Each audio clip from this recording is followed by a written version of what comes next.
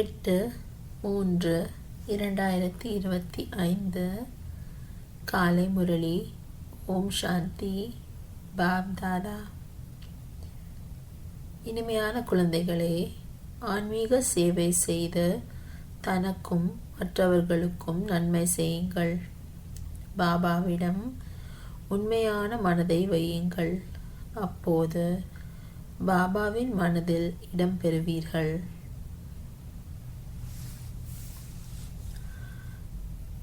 கேள்வி: ஆத்ம அபிமானி ஆவதற்கான முயற்சியை யார் செய்ய முடியும்? ஆத்ம அபிமானியின் அடையாளங்களை சொல்லுங்கள்.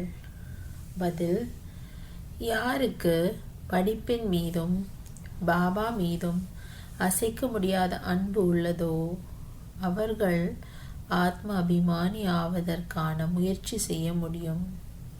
அவர்கள் குளிர்ச்சியாக இருப்பார்கள். யாரிடமும் அதிகம் பேச மாட்டார்கள். அவர்களுக்கு பாபாவிடம் அன்பு இருக்கும். நடத்தை மிகவும் ராயலாக இருக்கும். நமக்கு பகவான் படிப்பு சொல்லித் தருகிறார். நாம் அவருடைய குழந்தைகள் என்று அவர்களுக்கு நஷா பெருமிதம் இருக்கும். அவர்கள் சுகம் தருபவர்களாக இருப்பார்கள். ஒவ்வொரு அடியும் ஸ்ரீமத் படி எடுத்து வைப்பார்கள். ஓம் சாந்தி. குழந்தைகள் சேவை பற்றிய செய்தியையும் கேட்க வேண்டும். பிறகு மிக முக்கியமான பகாரதிகள் புத்திசாலிகள் யார் இருக்கிறார்களோ அவர்கள் ஆலோசனைப்படி கேட்டு நடந்து கொள்ள வேண்டும். பாபாவுக்கு தெரியும், புத்திசாலி குழந்தைகளுக்கு தான் விசார் சாகர் மந்தன் நடைபெறும். மேளா அல்லது கண்காட்சியின் திறப்பு விழாவை யார் மூலமாக செய்விப்பது? என்னென்ன பாயிண்ட்டுகளை சொல்ல வேண்டும்? சங்கராச்சாரியார் முதலானவர்கள் உங்களுடைய இந்த விஷயங்களை புரிந்து கொள்வார்களானால் சொல்வார்கள், இங்குள்ள ஞானம் மிகவும் உயர்ந்தது என்று. இவர்களுக்கு கற்றுத்தருபவர் யாரோ சிறந்தவராகத்தான் இருப்பார் தோன்றுகின்றது என்பார்கள். பகவான் கற்பிக்கின்றார் என்று சொன்னால் அவர்களோ ஏற்றுக்கொள்ள மாட்டார்கள். ஆக கண்காட்சி முதலியவற்றை திறந்து வைப்பதற்காக யார் வருகிறார்களோ அவர்களுக்கு என்னென்ன புரிய வைக்கிறீர்கள் என்பதை அனைவருக்கும் சொல்ல வேண்டும்.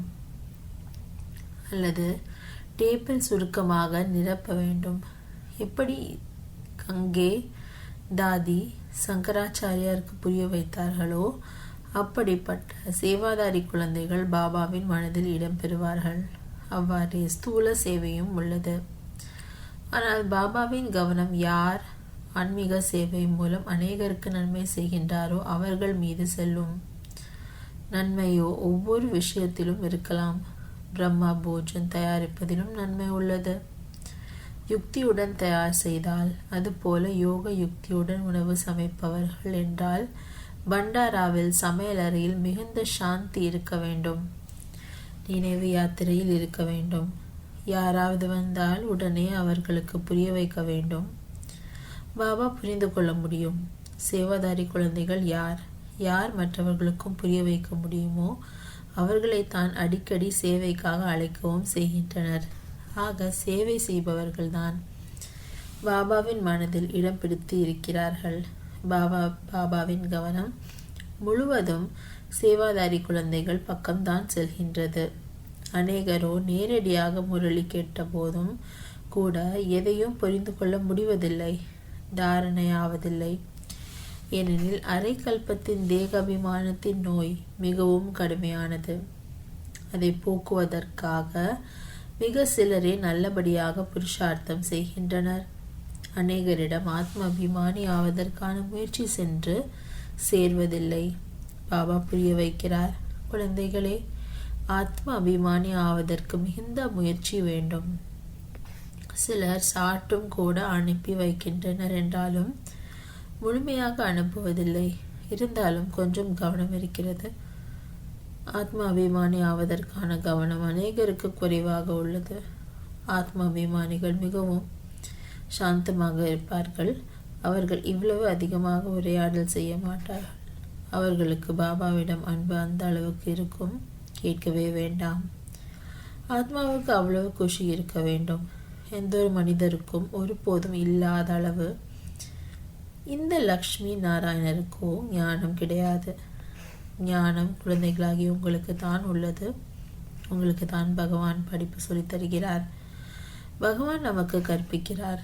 இந்த நஷாவும் உங்களில் ஏதோ ஓரிருவருக்கு உள்ளது. அந்த நஷா இருக்குமானால் பாபாவின் நினைவில் இருக்க வேண்டும். அவர்கள் ஆத்ம அபிமானி என சொல்லப்படுவார்கள். ஆனால் அந்த நஷா இருப்பதில்லை. நினைவில் இருப்பவர்களின் நடத்தை மிக நல்ல ராயலாக இருக்கும். நாம் பகவானின் குழந்தைகள். அதனால் பாடலும் உள்ளது. அதீந்திரிய சுகம் பற்றி கோபியர்களிடம் கேளுங்கள் என்று. அவர்கள் ஆத்ம அபிமானியாக இருந்து பாபாவை நினைவு செய்வதில்லை. அதனால் சிவபாபாவின் மனதில் இடம் பிடிப்பதில்லை. சிவபாபாவின் மனதில் இல்லை என்றால் தாதாவின் மனதிலும் இடம்பெற முடியாது. அவருடைய மனதில் இருப்பவர்களால் இவருடைய மனதிலும் இருப்பார்கள். பாபா ஒவ்வொருவரை பற்றியும் அறிவார். குழந்தைகள் தாங்களே கூட புரிந்து கொண்டுள்ளனர். நாம் என்ன சேவை செய்கின்றோம் என்று. சேவையின் ஆர்வம் குழந்தைகளுக்கு அதிகம் இருக்க வேண்டும். சிலருக்கு சென்றதை பராமரிப்பதிலும் ஆர்வம் உள்ளது. சிலருக்கு சித்திரங்களை உருவாக்குவதில் ஆர்வம் உள்ளது. பாபாவும் சொல்கிறார், எனக்கு ஞானம் நிறைந்த ஆத்மாக்களாகிய குழந்தைகளை மிகவும் பிடிக்கும். அவர்கள் தந்தையின் நினைவிலும் இருப்பார்கள். மேலும் சேவை செய்வதற்கும் துடித்து கொண்டிருப்பார்கள். சிலரோ முற்றிலும் சேவையை செய்வதில்லை. பாபா சொல்வதையும் ஏற்று நடப்பதில்லை. பாபாவோ அறிவார் இல்லையா எங்கே யார் சேவை செய்ய வேண்டும் என்று. ஆனால் தேக அபிமானத்தின் காரணத்தினால் தனது வழிப்படி செல்கின்றனர். அதனால் அவர்கள் பாபாவின் மனதில் இடம்பெறுவதில்லை. அஞ்ஞான காலத்திலும் கூட எந்த குழந்தையாவது கெட்ட நடத்தையுடன் இருந்தால் தந்தையின் மனதில் இருப்பதில்லை. அவர்களை குழந்தை என புரிந்து கொள்கிறார். சங்கதோஷத்தில் தீய சேர்க்கை கெட்டு போகின்றனர். இங்கேயும் யார் சேவை செய்கின்றனரோ அவர்கள் தாம் பாபாவுக்கு பிடித்தமானவர்கள். யார் சேவை செய்வதில்லையோ அவர் மீது பாபா அன்பு செலுத்த மாட்டார். அதிர்ஷ்டத்தின் அனுசாரம்தான் படிப்பவர்கள் என புரிந்து கொண்டுள்ளனர். பிறம் கூட அன்பு யார் மீது இருக்கும், அதுவோ விதிமுறை இல்லையா? நல்ல குழந்தைகள் மிகுந்த அன்போடு அழைப்பார்கள். நீ மிகவும் சுகம் தருபவன், நீ தந்தை மீது அன்புள்ளவன் என சொல்வார்கள். யார் பாபாவை நினைவு செய்வதே இல்லையோ என்றால் அவர்கள் பிதா ஸ்நேகி என்று எப்படி சொல்வார்கள்? தாதா ஸ்நேகியாக கூடாது, தந்தையின் ஸ்நேகியாக வேண்டும். யார் தந்தையின் ஸ்நேகியாக உள்ளார்களோ அவர்களின் பேச்சு நடத்தை மிக இனிமையாக அழகாக இருக்கும். விவேகம் இப்படி சொல்கிறது, நேரம் உள்ளது என்றால் சரீரத்தின் மீது எந்த நம்பிக்கையும் கிடையாது. உட்கார்ந்தவாறே விபத்து ஏற்பட்டு விடுகின்றது. சிலர் ஹார்ட் ஃபெயில் ஆகி விடுகின்றனர். சிலருக்கு நோய் வந்து விடுகின்றது. மரணம் திடீரென்று வந்து விடுகிறது இல்லையா? அதனால் சுவாசத்தின் மீதோ நம்பிக்கை கிடையாது. இயற்கை சேதங்களின் ஒத்திகையும் நடைபெற்று கொண்டுள்ளது. காலம் தவறி மழை பெய்தாலும் நஷ்டத்தை ஏற்படுத்தி விடுகிறது. இந்த உலகமே துக்கம் தரக்கூடியது. பாபாவும் கூட எப்போது மிகுந்த துக்கம் உள்ளதோ, இரத்த ஆறு ஓட இருக்கிறதோ அந்த மாதிரி நேரத்தில் வருகிறார். முயற்சி செய்ய வேண்டும். நாம் நமது முயற்சியை செய்து 21 பிறவிகளுக்கான நன்மையையோ அடைய வேண்டும். அநேகருக்கு தங்களின் நன்மையை செய்து கொள்வதற்கான அக்கறை கூட காணப்படுவதில்லை. பாபா இங்கே அமர்ந்து முரளி நடத்துகிறார் என்றாலும் புத்தி சேவாதாரி குழந்தைகளின் பக்கம் உள்ளது. இப்போது சங்கராச்சாரியார் கண்காட்சிக்கு அழைக்கப்பட்டிருக்கிறார். இல்லை என்றால் இவர்கள் இதுபோல் எங்கும் செல்ல மாட்டார்கள். மிகவும் கர்வத்தோடு இருக்கின்றனர். ஆகவே அவர்களுக்கு மதிப்பும் கொடுக்க வேண்டியுள்ளது. மேலே சிம்மாசனத்தில் அமர்த்த வேண்டும். கூடவே அவர்கள் அமர முடியும் என்பதில்லை. அவர்களுக்கு மதிப்பு அதிகம் வேண்டியுள்ளது. பணி உள்ளவர்கள் என்றால் அவர்கள் வெள்ளி முதலியவற்றின் சிம்மாசனத்தை விட்டு வருவார்கள். பாபாவை பாருங்கள், எவ்வளவு சாதாரணமாக இருக்கிறார். யாருமே அறிந்து கொள்ளவில்லை. குழந்தைகளாகிய உங்களிலும் கூட அபூர்வமாக யாரோ தான் அறிந்து கொண்டிருக்கிறார்கள். எவ்வளவு நிரகங்காரிய பாபா! இதுவோ தந்தை மற்றும் குழந்தைகளின் சம்பந்தம் இல்லையா? எப்படி லௌகிக தந்தை குழந்தைகளுடன் இருக்கிறார், சாப்பிட வைக்கிறார். இவர் எல்லையற்ற தந்தை. சன்னியாசிகள் முதலானவர்களுக்கு பாபாவின் அன்பு கிடைப்பதில்லை. குழந்தைகள், நீங்கள் அறிவீர்கள், கல்பமாக நமக்கு எல்லையற்ற தந்தையின் அன்பு கிடைக்கிறது. பாபா நம்மை மலராக மாற்றுவதற்காக மிகுந்த முயற்சி செய்கிறார். ஆனால் டிராமாவின் அனுசாரம் அனைவருமோ மலராக மாறுவதில்லை. இன்று மிக நல்லவர்கள் எல்லாம் நாளை விகாரியாகி விடுகிறார்கள். பாபா சொல்வார், அதிர்ஷ்டத்தில் இல்லை என்றால் வேறென்ன செய்வார்கள்? அநேகருக்கு அசுத்த நடத்தை ஆகிவிடுகிறது. கட்டளைக்கு விரோதமாக நடக்கின்றனர். ஈஸ்வரனின் வழிப்படியும் நடக்கவில்லை என்றால் அவர்களின் நிலை என்னவாக ஆகும்? உயர்ந்தவரிலும் உயர்ந்தவர் தந்தை தான், வேறு யாரும் இல்லை. பிறகு தேவதைகளின் சித்திரங்களில் பார்ப்பீர்கள். ஆனால் இந்த லக்ஷ்மி நாராயணன் தான் உயர்ந்ததிலும் உயர்ந்தவர்கள். ஆனால் மனிதர்கள் இதையும் தெரிந்திருக்கவில்லை. அதாவது இவர்கள் இல்லை, இது போல ஆக்கியவர் யார்? பாபா குழந்தைகளாகிய உங்களுக்கு படைப்பவர் மற்றும் படைப்பின் ஞானத்தை நன்கு அமர்ந்து புரிய வைக்கிறார். உங்களுக்கோ உங்களுடைய சாந்தி தாமம் சுகதாமம் தான் நினைவு வருகிறது. சேவை செய்பவர்களின் பெயர்கள் நினைவில் வருகின்றன. நிச்சயமாக யார் பாபாவின் கீழ்ப்படுதலான குழந்தைகளாக உள்ளனரோ அவர்களின் பக்கம்தான் மனம் செல்லும். எல்லையற்ற தந்தை ஒரே ஒரு தடவை வருகிறார். அந்த லௌகிக தந்தையோ ஜன்மாந்திரமாக கிடைக்கிறார். சத்தியுகத்திலும் கிடைக்கிறார். ஆனால் அங்கே இந்த தந்தை சிவபாபா கிடைக்க மாட்டார். இப்போதைய படிப்பின் மூலம் நீங்கள் பதவி பெறுகிறீர்கள். இதையும் குழந்தைகள் நீங்கள் தான் அறிவீர்கள். பாபாவிடம் நாம் புது உலகிற்காக படித்து கொண்டிருக்கிறோம். இது புத்தியில் நினைவிருக்க வேண்டும். மிகவும் சுலபம்தான். பாபா விளையாடி கொண்டிருக்கிறார் என வைத்துக் கொள்ளுங்கள். திடீரென்று யாராவது வந்து விடுகிறார்கள் என்றால் பாபா உடனே அங்கே அவர்களுக்கு ஞானம் கொடுக்க தொடங்கி விடுவார். எல்லையற்ற தந்தை அறிவீர்களா? தந்தை வந்துள்ளார் பழைய உலகத்தை புதியதாக ஆக்குவதற்காக. ராஜயோகம் கற்பிக்கிறார். பாரதவாசிகளுக்கு தான் கற்பிக்க வேண்டும். பாரதம் தான் சொர்க்கமாக இருந்தது. அங்கே இந்த தேவி தேவதைகளின் ராஜ்யம் இருந்தது. இப்போதோ நரகம். நரகத்திலிருந்து பிறகு சொர்க்கமாக பாபா தான் உருவாக்குவார். இப்படி முக்கிய விஷயங்களை நினைவு செய்து யாராவது வந்தால் அவர்களுக்கு அமர்ந்து புரிய வையுங்கள். அப்போது எவ்வளவு குஷியாகி விடுவார்கள். பாபா வந்துள்ளார் என்று மட்டும் சொல்லுங்கள். இது கீதையில் பாடப்பட்டுள்ள அதே மகாபாரத யுத்தம். கீதையின் பகவான் வந்திருக்கிறார். கீதை சொல்லி இருந்தார். எதற்காக? மனிதரிலிருந்து தேவதையாக்குவதற்காக. தந்தையாகிய என்னையும் ஆஸ்தியையும் நினைவு செய்யுங்கள் என்று மட்டும் பாபா சொல்கிறார்.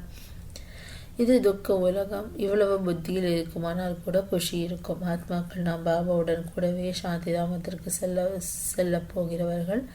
பிறகு அங்கிருந்து பாகத்தை நடிப்பதற்காக முதலில் சுகதாமத்திற்கு வருவோம்.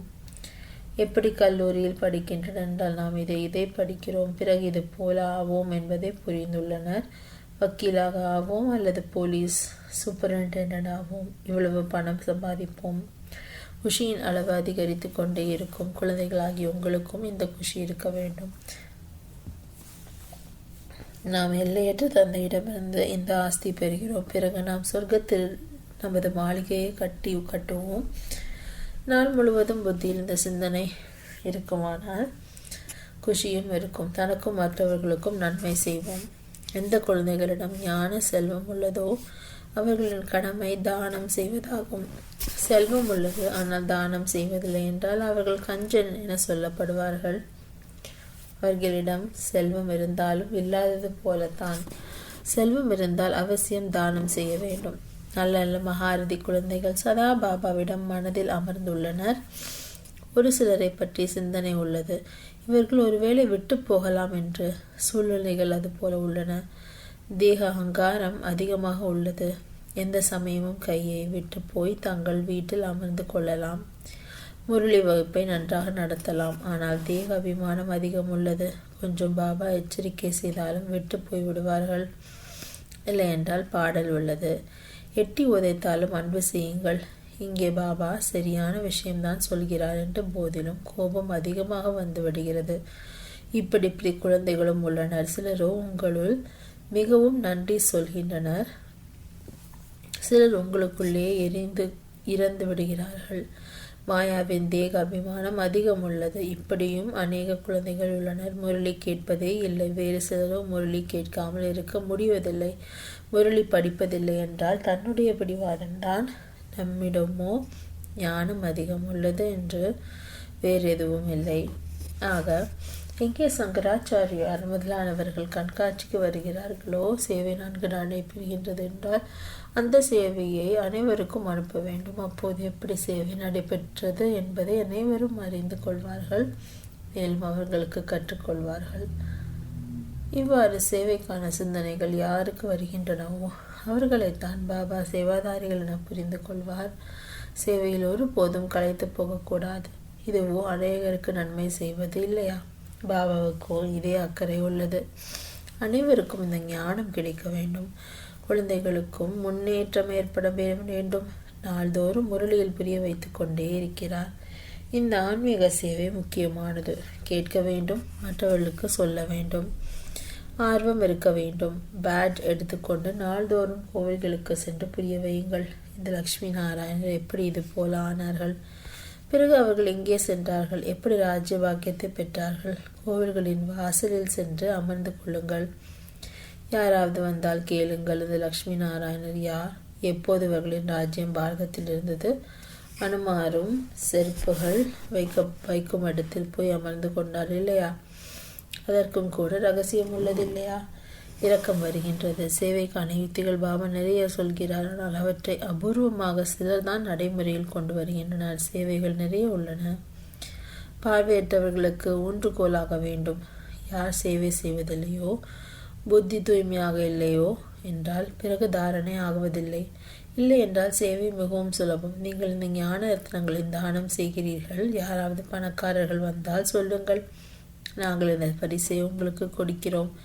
அதன் அர்த்தம் உங்களுக்கு புரிய வைக்கிறோம். இந்த பேட்ஜுகள் மீது பாபாவுக்கு அதிக மதிப்பு உள்ளது.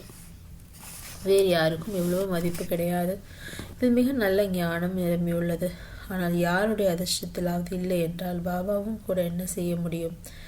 பாபாவையும் படிப்பையும் விட்டு விடுவது என்பது பெரியதிலும் மிக பெரிய தற்கொலையாகும். பாபாவுடையவராக ஆகிவிட்ட பிறகு அவர் கையை விடுவது என்றால் இதுபோல் மகான் பாவக்காரியம் வேறு எதுவும் கிடையாது. அவர்களைப் போல அபாகியவான் வேறு யாரும் கிடையாது. குழந்தைகள் ஸ்ரீமத் படி நடக்க வேண்டும் இல்லையா? நாம் உலகத்தின் எஜமானராக போகிறோம் என்பது உங்கள் புத்தியில் உள்ளது. இது சாதாரண விஷயம் அல்ல.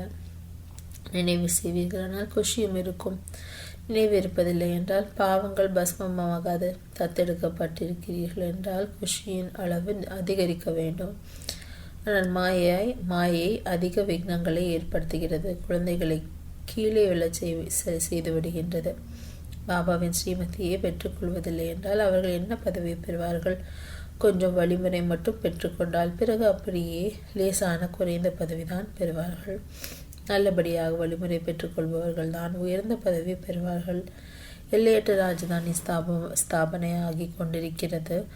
இதில் செலவு முதலியவற்றின் எந்த விஷயமும் கிடையாது. குமாரிகள் வருகின்றனர், கற்றுக்கொண்டு அநேகரை தங்களைப் போல ஆக்குகின்றனர். இதில் கட்டணம் முதலியவற்றின் விஷயமே கிடையாது. பாபா சொல்கிறார், உங்களுக்கு சொர்க்கத்தின் ராஜ பதவி தருகிறேன். நான் சொர்க்கத்திற்கும் வருவதில்லை. சிவபாபாவோ கொடுக்கின்ற வள்ளல் இல்லையா? அவருக்கு செலவுக்கு என்ன கொடுப்பார்கள்? இவர் பிரம்மா அனைத்தையும் அவருக்கு கொடுத்து விட்டார், வாரிசாக ஆக்கி கொண்டார். பதிலுக்கு பாருங்கள், ராஜ்யம் கிடைக்கிறது இல்லையா? இது முதல் உதாரணம். முழு உலகத்திலும் சொர்க்கத்தின் ஸ்தாபனை நடைபெறுகின்றது. செலவு ஒரு பைசா கூட கிடையாது. நல்லது. இனிமேலும் இனிமையான தேடி கண்டெடுக்கப்பட்ட செல்ல குழந்தைகளுக்கு தாயும் தந்தையுமாகிய பாப்தாதாவின் அன்பு நினைவு மற்றும் காலை வணக்கம். ஆன்மீக குழந்தைகளுக்கு ஆன்மீக தந்தையின் நமஸ்தே. தாரணைக்கான முக்கிய சாரம். 1. தந்தையின் நண்பனாக பிடித்த மாணவராக ஆவதற்காக மிக மிக சுகம் தருபவராக ஆக வேண்டும். தன்னுடைய பேச்சு நடத்தையும் மிகவும் இனிமையாக ராயலாக வைத்துக்கொள்ள வேண்டும். சேவை செய்யக்கூடியவராக ஆக வேண்டும். அகங்காரமற்றவராகி சேவை செய்ய வேண்டும். 2. படிப்பு மற்றும் பாபாவை விட்டுவிட்டு ஒருபோதும் தன்னையே அழித்து கொள்ளும் மகா பாவியாக ஆகக்கூடாது. முக்கியமானது ஆன்மீக சேவை. இந்த சேவையில் ஒருபோதும் களைத்து போகக்கூடாது. ஞான ரத்னங்களின் தானம் செய்ய வேண்டும். கருமையாக கூடாது. வரதானம்: சதா உண்மையான இருப்பிடம் மற்றும் உண்மையான சுரூபத்தின் நினைவினால் விடுபட்டவராக, பற்றற்றவராக, அன்பானவராக ஆகுக. நிராகாரி உலகம் மற்றும் நிராகாரி ரூபத்தின் நினைவுதான் சதா பற்றற்றவராக மற்றும் அன்பானவராக ஆக்குகின்றது. நாமே நிராகாரி உலகத்தின் நிவாசியாவோம். இங்கே சேவைக்காக அவதாரம் செய்திருக்கின்றோம். நாம் இந்த மரண உலகத்தை சேர்ந்தவர்கள் அல்ல, ஆனால் அவதாரம் செய்திருப்பவர்கள். இந்த சிறியதொரு விஷயம் மட்டும் நினைவு இருந்ததென்றால் விடுபட்டு விடுவீர்கள். யார் அவதாரம் செய்திருப்பதாக புரிந்து கொள்ளாமல் குடும்பஸ்தன் என புரிந்திருக்கின்றார்களோ அந்த குடும்பஸ்தரின் வண்டி சேற்றில் மாட்டியிருக்கிறது. குடும்பஸ்தன் என்பது சுமையான நிலையாகும் மற்றும் அவதாரம் என்பது முற்றிலும் இலகுவான நிலையாகும். அவதாரம் என புரிந்து கொள்வதால் தன்னுடைய உண்மையான இருப்பிடம், உண்மையான சொரூபம் நினைவிற்கும் மற்றும் விடுபட்டும் விடுவீர்கள். ஸ்லோகன்: யார் தூய்மையாக மற்றும் விதிபூர்வமாக ஒவ்வொரு காரியமும்